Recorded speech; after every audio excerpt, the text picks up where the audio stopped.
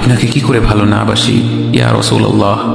যখন আপনি আমাকে ভালোবেসেছেন সেই 1400 বছর আগে, যখন আপনি আমাকে মিস করতেন, আশা করতেন যেন আমার সাথে দেখা করতে পারেন, অথচ তখনও আমি জন্মই হইনি।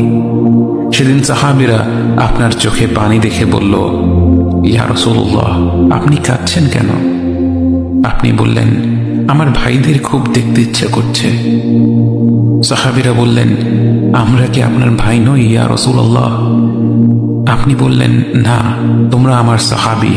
আমার ভাই হলো তারা যারা আমার পরে আসবে এবং আমাকে কখনো না দেখেও তারা আমাকে বিশ্বাস করবে।